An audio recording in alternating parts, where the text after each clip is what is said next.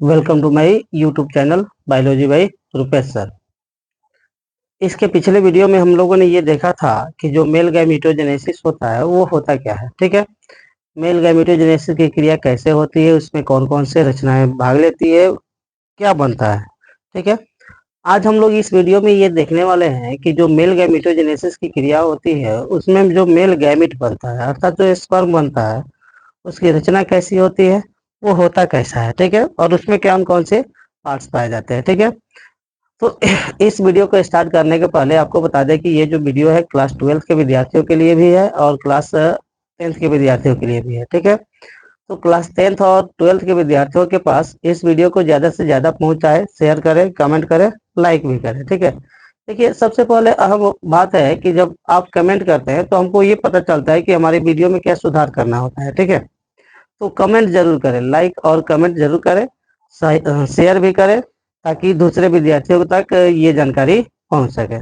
चलिए स्टार्ट करते हैं मेल गैमेट। ठीक है,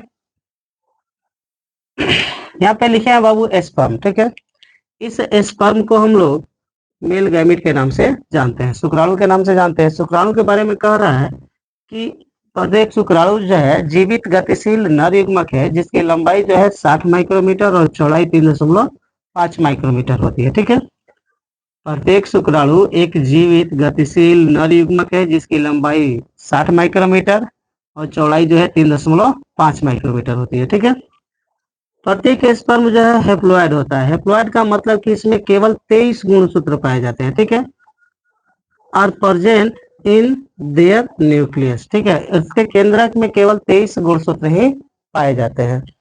अब चूंकि ये स्ट्रक्चर है, इस स्ट्रक्चर के बारे में बताया जाता है कि शुक्राणु के 4 पार्ट्स होते हैं। ठीक है, there are 4 parts of sperm. ठीक है, शुक्राणु के 4 भाग होते हैं। 4 भाग में कौन कौन सा भाग होता है, तो इसमें आपको दिख रहा है कि एक हेड होता है, दूसरा नेक होता है, तीसरा मिडिल पीस होता है और चौथा टेल होता है। ठीक है, ये 4 भाग हो गया।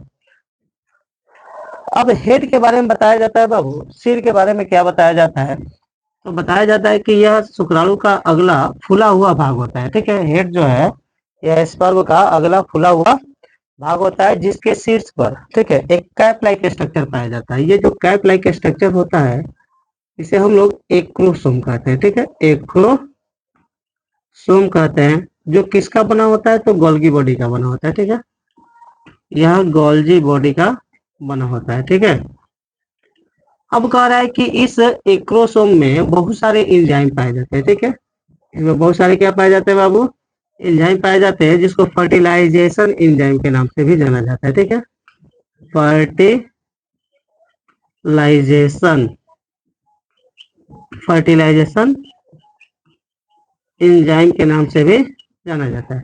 इस फर्टिलाइजेशन एंजाइम में सबसे महत्वपूर्ण एंजाइम जो होता है वो होता है हाइलुरोनिडेज। ठीक है, इसमें सबसे अहम जो होता है वो होता है हाइलुरोनिडेज। ठीक है, हाइलुरोनिडेज ये अहम एंजाइम होता है, प्रोटियोलाइटिक एंजाइम, अर्थात कहेंगे कि फर्टिलाइजेशन में भाग लेने वाला एंजाइम, जो कि इसमें पाया जाता है, एक्रोसोम में पाया जाता है। ठीक है, अब कह रहा है कि इस शुक्राणु के हेड वाले भाग में एक बड़ा सा केंद्रक पाया जाता है। ठीक है, एक बड़ा सा क्या पाया जाता है बाबू, केंद्रक पाया जाता है, न्यूक्लियस पाया जाता है, और इस न्यूक्लियस में 23 क्रोमोजोम पाए जाते हैं। ठीक है, ये हेप्लॉइड होता है, इसमें 23 क्रोमोजोम्स पाए जाते हैं। ठीक है, 23 गुणसूत्र पाए जाते हैं। ठीक है, इसके सिर वाले भाग में जो तरल पदार्थ होता है उसका हम लोग साइटोप्लाज्म कहते हैं। ठीक है, साइटोप्लाज्म कोशिका द्रव्य कहते हैं। ठीक है, अब कह रहा है कि इस शुक्राणु के मिडिल पीस में क्या होता है बाबू, तो शुक्राणु का जो मध्य भाग होता है इसको मिडिल पीस कहते हैं। इसमें कुछ रवेदार रचनाएं पाई जाती है जिसे हम लोग क्या कहते हैं, तो माइटोकॉन्ड्रिया कहते हैं। ठीक है, ये हो गया माइटोकॉन्ड्रिया।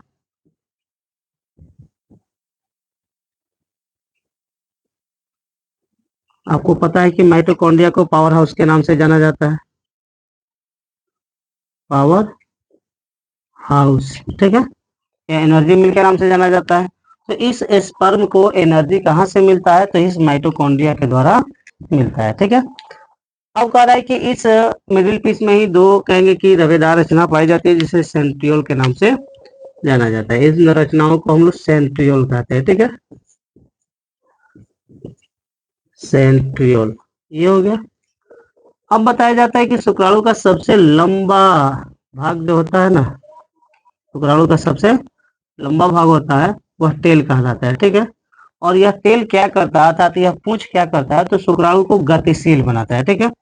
ये कह रहा है कि यह मूवमेंट में हेल्प करता है, ठीक है, हेल्प इन मूवमेंट लिख सकते हैं यहाँ पे, हेल्प इन मूवमेंट, ठीक है, हेल्प इन मूवमेंट, गति में सहायक होता है, ठीक है, प्रचलन में सहायक होता है, अर्थात यह स्पेस डिस्प्लेसमेंट में हेल्प करता है, ठीक है, स्थान परिवर्तन में हेल्प करता है।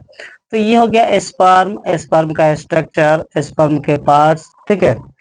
अब स्पर्म जो है वो फर्टिलाइजेशन के लिए ही बना होता है, अर्थात निषेचन के लिए ही बना होता है। तो यहाँ पे आप लोगों ने देखा कि शुक्राणु क्या होता है, शुक्राणु के पार्ट्स क्या क्या होते हैं, शुक्राणु में कौन कौन सी रचनाएं पाई जाती है, ठीक है। तो दोस्तों इस वीडियो को ज्यादा से ज्यादा शेयर करें, कमेंट करें, लाइक करें, ठीक है। अपने साथ पढ़ रहे दूसरे विद्यार्थियों को भी हेल्प करें ताकि उनको भी ये सभी जानकारी समय समय पर मिलती रहे।